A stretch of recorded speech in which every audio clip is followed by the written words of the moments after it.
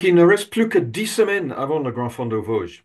C'est peu, mais c'est quand même assez pour faire une réelle différence dans votre performance si vous pouvez vous consacrer à votre entraînement de manière très sérieuse, bien sûr. Alors, il va falloir s'entraîner dur, mais il ne faut jamais oublier le rôle essentiel de la récupération. Sans récupération, votre corps ne va pas s'adapter et vous allez simplement creuser le trou. Alors, voyons comment s'organiser pour le mieux. Bon, je commence par un rappel du cadre de ces conférences. J'ai fait notre présentation sur la première partie de votre plan d'entraînement le 17 décembre et vous pouvez la trouver sur notre canal YouTube si vous souhaitez le revoir.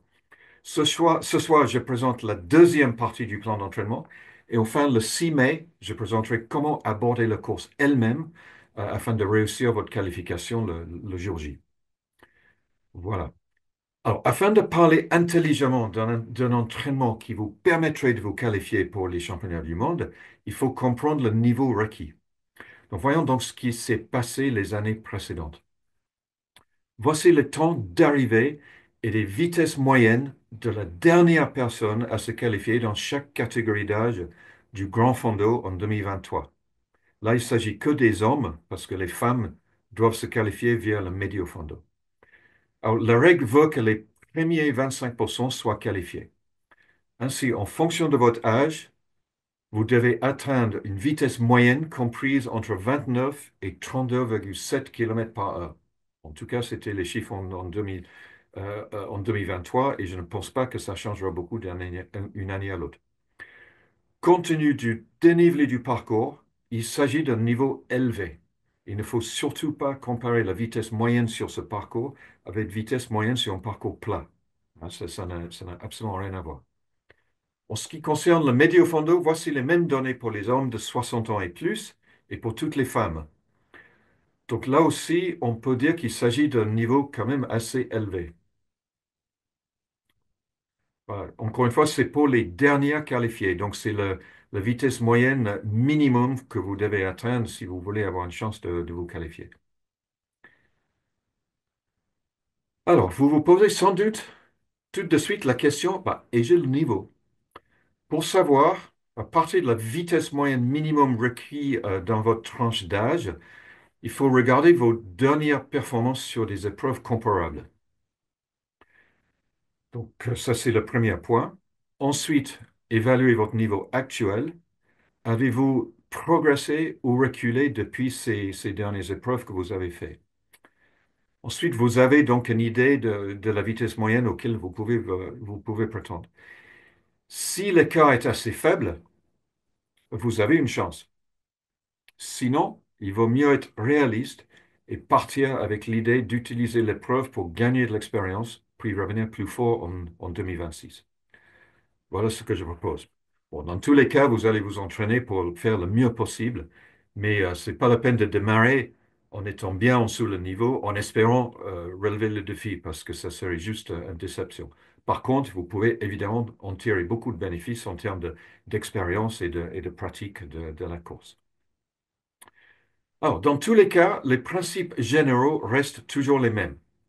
Je vous les ai présentés en décembre. Je les présente ici de nouveau à titre d'aide-mémoire parce que bon, j'ai passé pas mal de temps dessus en décembre.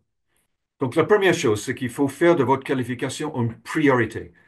Si vous n'avez pas le temps, si vous n'arrivez pas à faire de cela une priorité, sauf si vous êtes vraiment très, très doué à un très bon niveau, bah, vous n'aurez aucune chance.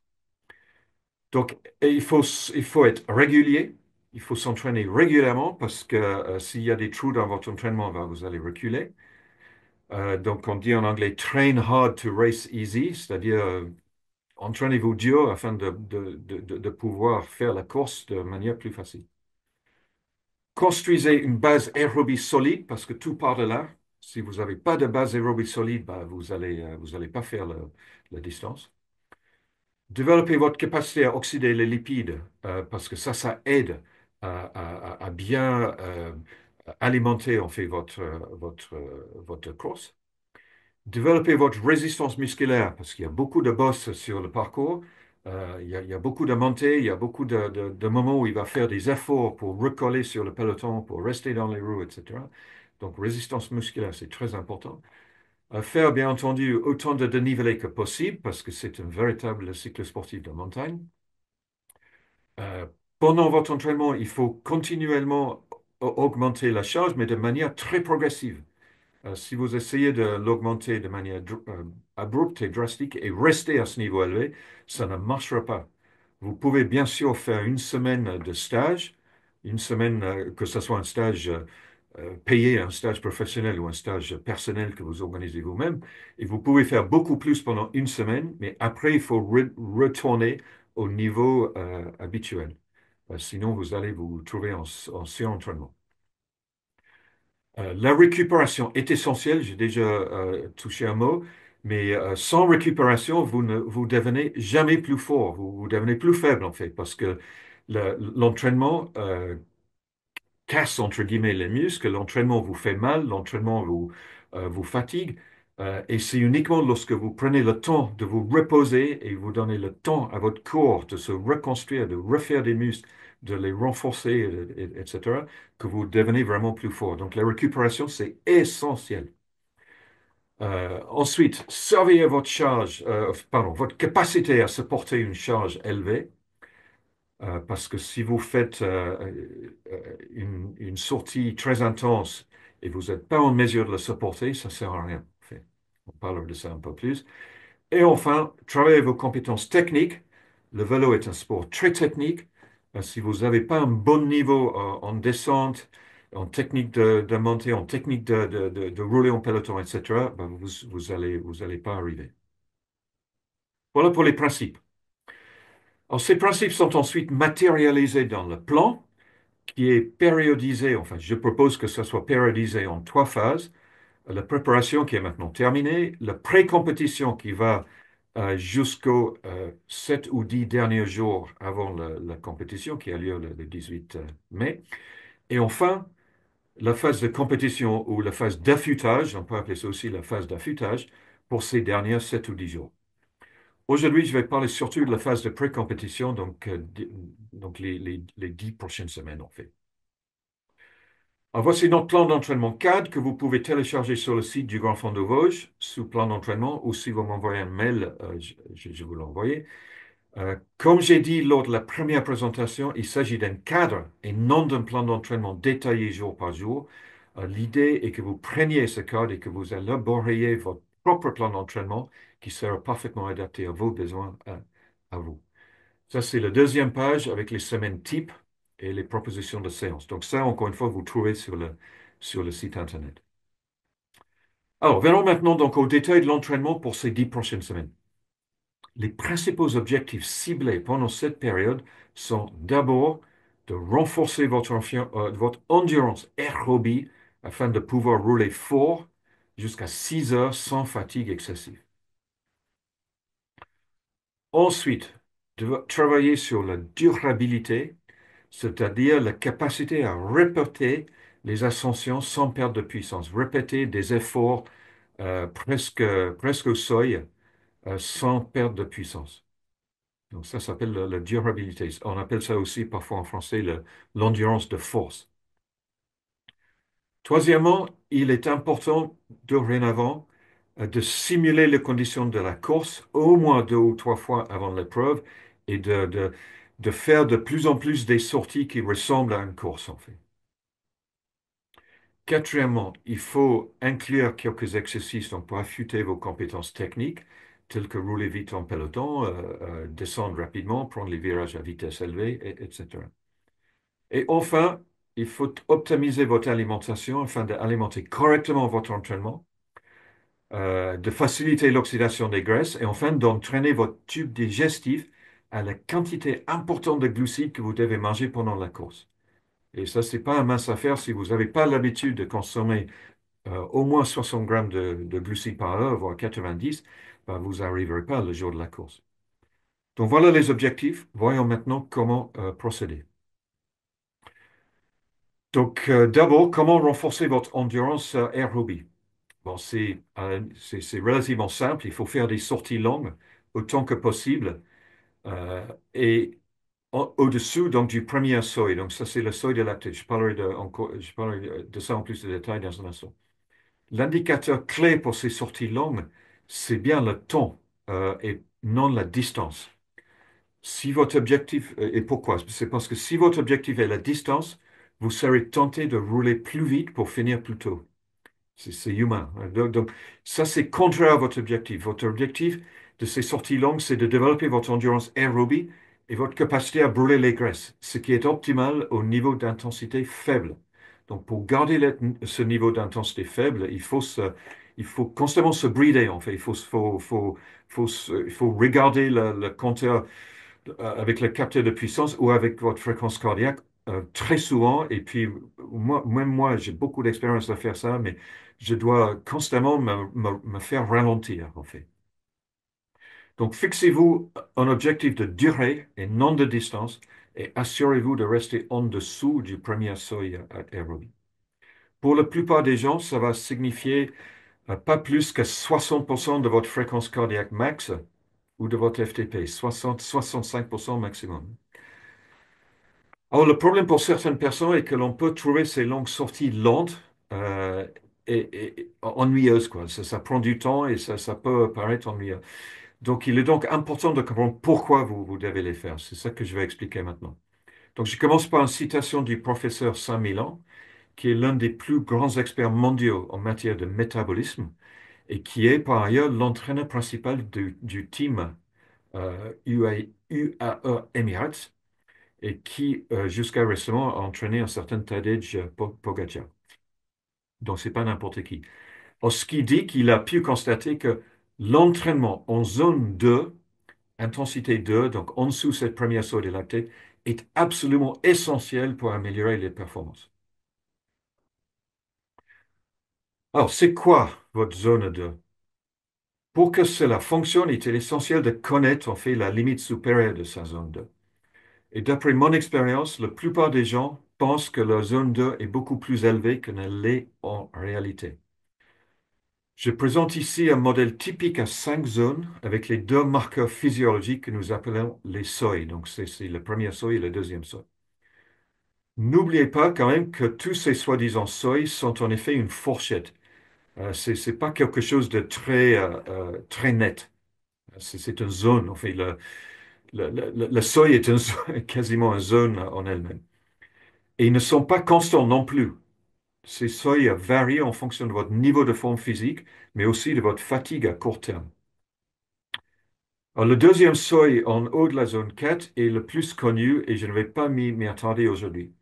Le premier seuil, LT1, ou le seuil euh, aérobie, est en haut de la zone 2. La meilleure façon de le déterminer est d'effectuer un test de lactate. Mais pour cela, il faut aller dans un laboratoire. Il faut payer. Bon, c'est pas à moins que vous achetez un testeur de lactate vous-même, mais le faire vous-même n'est pas évident, hein. J'en sais par expérience, c'est pas évident, hein. On a facilement des, euh, des résultats qui sont tout simplement pas justes. Donc, il faut un certain savoir-faire. Donc, bon, ça devient compliqué. Donc, le plus simple, c'est de le faire soi-même à la maison en utilisant un test de conversation ou un test par palier, un test de respiration par palier sur Home Trainer. Donc, comment procéder? Vous commencez à une intensité volontairement très faible et vous augmentez votre puissance par palier de 15 watts tous les 10 minutes. Faites très attention à votre respiration et identifiez le moment où votre respiration commence à s'accélérer. Si vous lisez un livre en même temps, ce qui est une bonne idée d'ailleurs, c'est le moment où vous commencez à avoir du mal à vous concentrer sur le texte. Et aussi, faites très attention à vos sensations. Donc, respiration, mais sensations aussi. Vous commencez à sentir que ça nécessite un peu plus d'effort. Donc, tous ces indicateurs ensemble, conversation, c'est difficile, ça commence à être difficile à parler. euh, on commence à respirer plus fort, on peut plus se concentrer. Ça indique que vous traversez cette zone. Voilà. Oh, on a parlé de l'endurance aérobie. Donc, Le deuxième point est de travailler votre durabilité, ce qui est donc la capacité à fournir des efforts répétés à une intensité entre modérée à élevée, voire très élevée. Plus votre durabilité est bonne, plus vous avez de chances de pouvoir rester avec le bon groupe du début jusqu'à la fin, et surtout lors de la dernière montée. Donc, il y a trois façons de travailler la durabilité. La première consiste à faire des séances structurées d'intervalles au deuxième seuil ou à VO2 max. Vous pourriez par exemple faire des intervalles de 4 fois 10 minutes, de 8 fois 5 minutes ou de 12 fois 2 minutes. C'est pas une obligation de les faire comme ça. Vous pouvez jouer avec ces intervalles, mais ça, c'est un bon point de départ. Vous devrez faire au moins une séance d'intervalle par semaine pendant ces 10 dernières semaines, sauf les semaines de récupération, bien sûr, mais pas plus de deux. Vous pouvez éventuellement pousser à deux si vous vous sentez bien, mais pas plus que deux. Plus que deux, ce serait trop.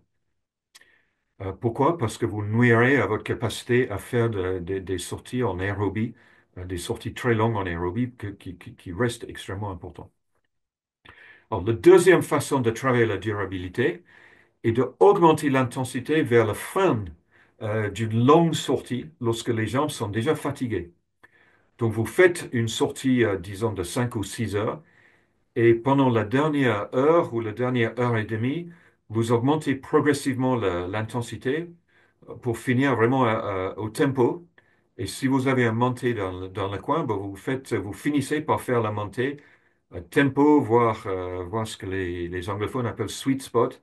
C'est cette zone entre tempo et le seuil, euh, et, et le seuil du FTP, en fait. Et puis la troisième moyenne, et à la limite le plus simple, c'est juste de faire une sortie de club où ça roule, ça tire le bord et ça essaie de lâcher tout le temps. Euh, donc une sortie club à vive allure, ou sinon vous participez dans une épreuve, dans un cyclo. Et ça, c'est un excellent moyen de vous préparer pour la course, en fait. Donc je conseille assez vivement de faire au moins un cyclo avant le Grand Fond de Vosges. Le troisième objectif est de vous préparer à l'allure de la course. Donc, au cours des 6 à 8 derniers... Donc, ça se recoupe un petit peu avec la notion de durabilité, en fait. Mais au cours de ces 6 à 8 dernières semaines, enfin, pas forcément tout de suite, mais vraiment au cours de ces 6 à 8 dernières semaines, donc vous devrez trouver au moins deux ou trois occasions pour simuler les conditions de course. Donc, en fait, c'est ce que je viens de dire. C'est pas tous les week-ends, mais sauf si vous êtes vraiment habitué déjà, parce que de telles sorties sont dures et trop en faire finirait par nuire à votre entraînement. Donc voilà, sortie de club intense ou des cyclos. Bon, on a la chance en France d'avoir un grand choix d'épreuves. Voici la liste sur vélocyclosport.com qui, je pense, est assez complet. Il se peut il y en a qui manquent, mais c'est assez complet, je pense. En fonction de votre région où vous habitez, vous devrez en trouver un qui n'est pas trop loin. J'ai mis en rose ce qui me semble les plus intéressants de par le, relative distance depuis la région du Grand Fond de Vaud et surtout de par le dénivelé. La distance est dénivelée. Donc, le Corima, fin mars, j'ai souvent couru cette épreuve. C'est une excellente épreuve de début de saison. Ça roule à vive allure, c'est vraiment bon. Les autres que j'ai mis en rose, je ne connais pas personnellement, mais ils ont bonne réputation. Donc voilà.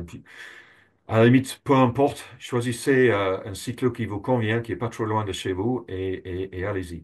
Le dernier, l'Andinoise, c'est peut-être trop proche, hein. C'est une semaine avant, donc je conseillerais ou déconseillerais de le courir en fonction de votre véritable niveau et expérience et surtout votre capacité à récupérer. Parce que si vous faites un maximum 7 jours avant le Grand Fond de Vosges, ben ça dépend. Est-ce que vous serez complètement récupéré ou pas? Je ne peux pas juger ça pour vous, c'est à vous de voir. Donc voilà, mais faites au moins un cyclo avant le Grand Fond de Vosges pour vous mettre dans le bain. Alors, toujours dans le cadre de la simulation des conditions de course, vous devez savoir qu'il peut parfois faire très humide au mois de mai dans les Vosges. Donc, il y a une bonne chance, en fait. Je ne sais pas si. Enfin, je dirais, il y a au moins 30% de chance qu'il va pleuvoir le jour J. Donc, la course sous la pluie comporte plusieurs défis supplémentaires par rapport à la course par temps sec. Alors, assurez-vous de vous y entraîner. Il n'y a rien de pire que de se retrouver sous la pluie avec des vêtements inadaptés. Donc, il est important de les tester jusqu'à ce que vous trouviez les meilleures solutions pour vous. Et le deuxième point concerne le maniement du vélo, qui est évidemment plus difficile sur les routes mouillées et glissantes, surtout lorsqu'il y a, dans une course, lorsqu'il y a les gens autour. Pardon, ça s'est changé un peu vite. Euh, euh, et donc, ça nécessite de l'entraînement et de la pratique. Donc voilà, je viens enfin parlons un peu de l'importance des compétences techniques. Vous devez travailler sciemment à l'amélioration de ces compétences, telles que grimper, c'est technique, hein, descendre, rouler vite en peloton, bien sûr, adapter vos vêtements pendant la sortie, par exemple, enlever une veste ou la remettre sur le vélo. Si vous êtes obligé de vous arrêter pour faire ça, bah, vous allez perdre le peloton avec lequel vous roulez et vous allez peut-être perdre à la fin 10 bonnes minutes, juste parce que vous avez dû vous arrêter 30 secondes pour enlever le veste. Donc, c'est un peu bête. Alors, sachez qu'à des rares exceptions près, les personnes qui sont suffisamment rapides pour se qualifier pour les championnats du monde ont toutes d'excellentes compétences en tous ces domaines. Et que soit vous ne pourrez pas les suivre, soit vous serez un danger pour vous-même et pour les autres si vous n'avez pas un niveau comparable, hein. Donc c'est pour ça que j'insiste un peu sur ces compétences techniques. Voilà, venons-en maintenant à la nutrition. Il s'agit d'une partie très importante de votre entraînement. Je ne vais pas répéter tout ce que j'ai dit à ce sujet dans la partie 1, mais donc il s'agit principalement d'un rappel. Mais le premier point est de vous assurer que vous mangez suffisamment pour alimenter correctement votre entraînement. Ça, c'est vraiment essentiel. Lorsque vous entraînez dur, vous avez besoin de manger plus.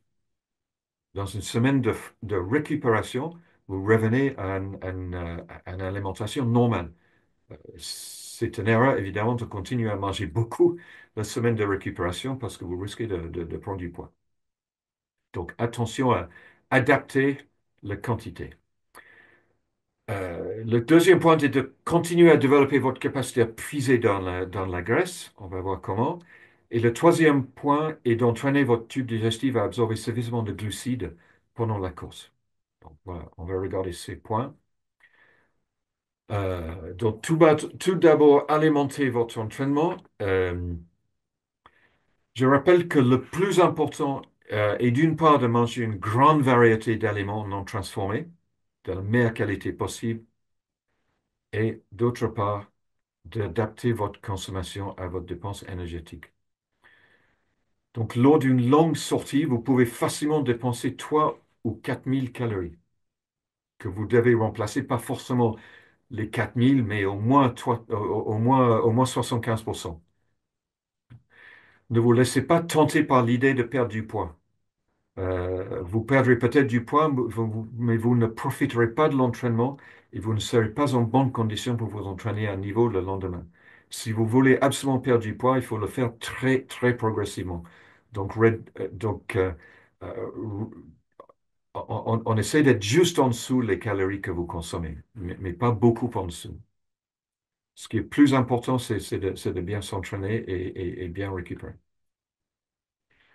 Alors, j'espère que vous avez développé un peu votre capacité à brûler les graisses au cours des 3 derniers mois. Pour le maintenir, il faut commencer vos longues sorties à faible intensité, hein, parce que si vous commencez à tempo, par exemple, vous incitez votre corps dès le départ à brûler des glucides plutôt que des graisses. Vous savez, je pense que plus on roule vite, plus on brûle des glucides. Plus on se met en intensité, plus le corps est obligé, en fait, de brûler des glucides. Donc, commencez à faible intensité et comme ça, vous incitez votre corps à commencer par brûler des glucides. Alors, particulier, si vous commencez votre sortie sans petit déjeuner, ce qui n'est pas forcément une mauvaise idée, donc à jeun, restez prudent et ne dépassez pas 50% de votre puissance critique ou votre FTP pendant les 2 premières heures. Et puis ne rien manger pendant les 2 premières heures, que vous êtes à jeun ou pas, c'est une bonne idée, mais passez rapidement à 60 grammes de glucides par heure ou plus tout de suite après. Alors, l'approche est très différente pour les sorties tempo ou celles à allure de course ou celles avec des intervalles.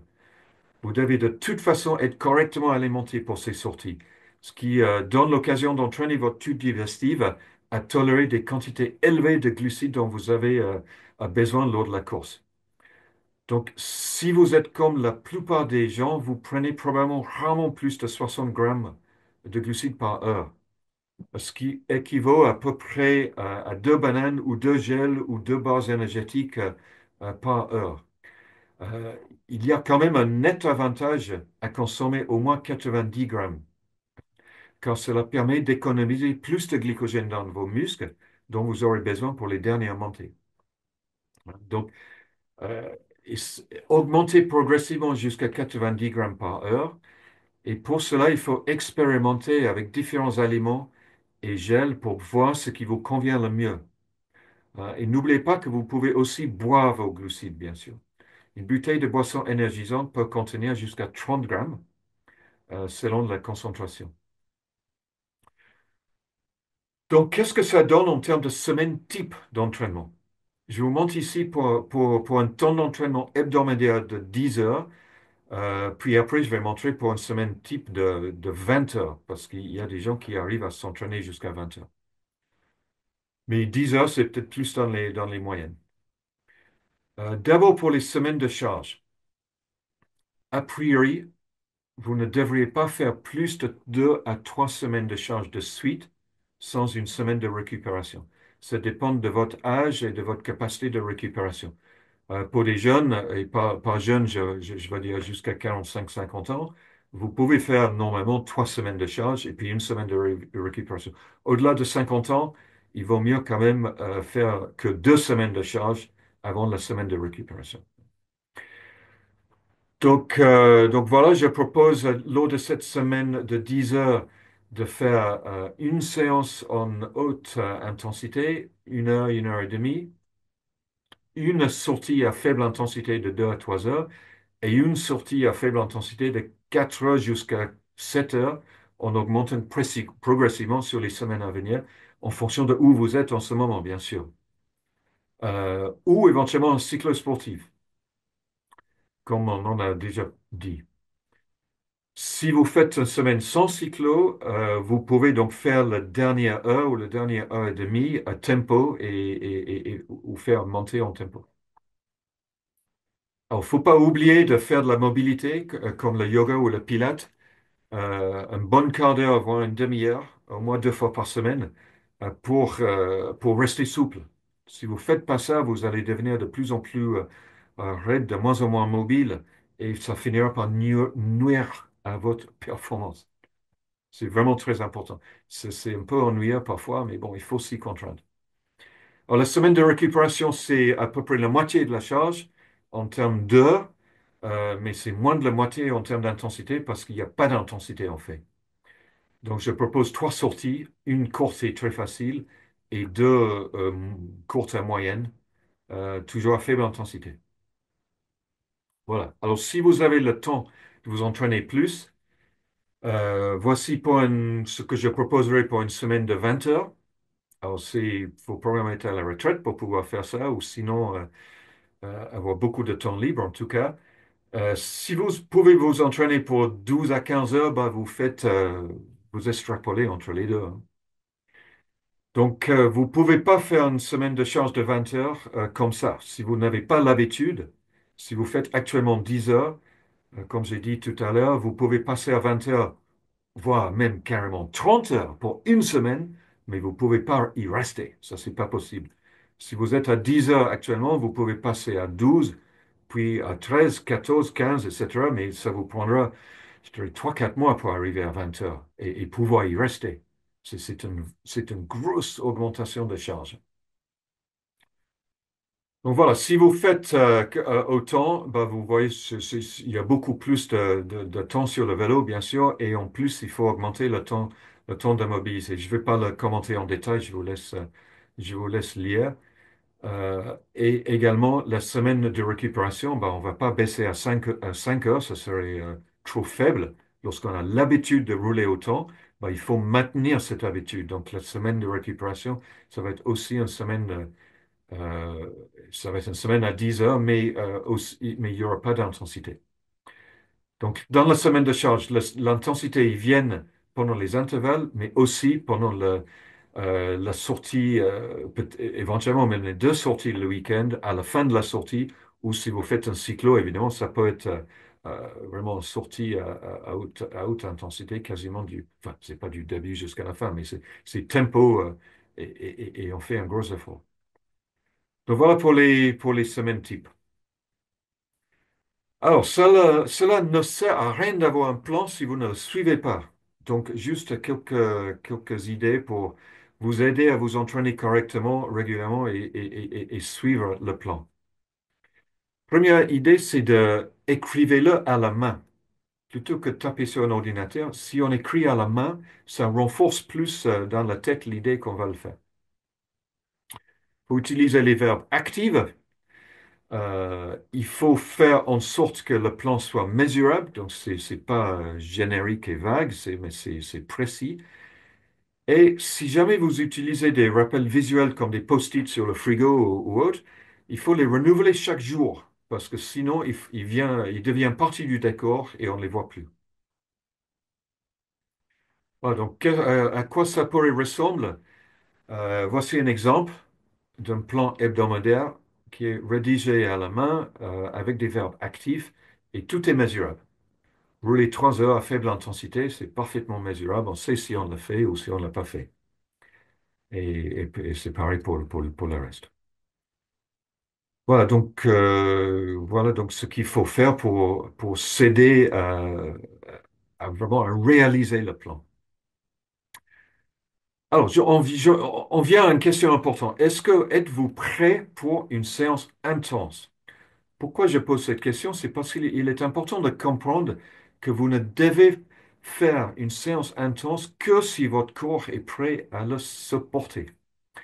Si votre corps n'est pas prêt, c'est-à-dire si vous vous sentez fatigué, si vous avez des jambes raides et des muscles courbaturés, ou si vous vous sentez très stressé, pas forcément par l'entraînement, mais stressé par ce qui se passe autour de vous, au travail, à la maison, etc., l'entraînement intensif sera littéralement une perte de temps, car votre corps ne serait pas en mesure de créer les adaptations que vous souhaitez.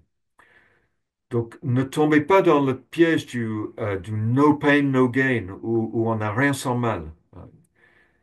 C'est faux, en fait.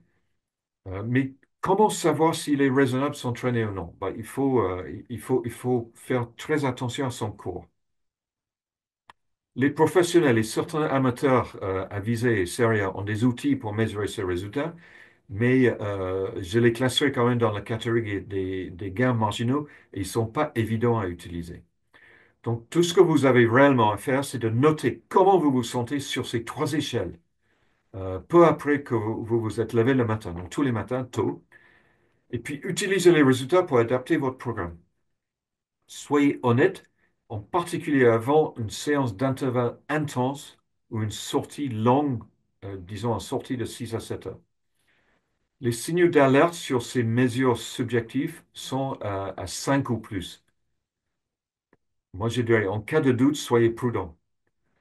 Euh, si vous voulez, ça ne veut pas dire que vous vous entraînez pas, mais vous ne vous entraînez pas en intensité ou très long. Faites simplement un entraînement plus facile et donnez-vous la chance de récupérer. Et puis le lendemain ou le surlendemain, vous allez faire la séance dure que vous avez prévue. Voilà. Je résume ce point ici. On fait surveiller et ajuster votre charge d'entraînement en utilisant vos sensations. Ne soyez pas macho et n'ignorez pas ces indicateurs. Revenez en arrière lorsque c'est nécessaire et repensez le plan. Donc, voilà. Normalement, il suffit de remplacer une séance intense, soit par une séance facile, soit par un repos complet, et vous reportez la séance intense pour un jour ou deux plus tard. Eh bien voilà, si vous suivez ces conseils, vous devez faire une bonne course le 18 mai, ce que j'espère vivement pour vous. Je rappelle que je présenterai une dernière conférence le 6 mai, intitulée Réussir votre qualification UCI, et cette présentation sera consacrée à la course et comment le courir au mieux.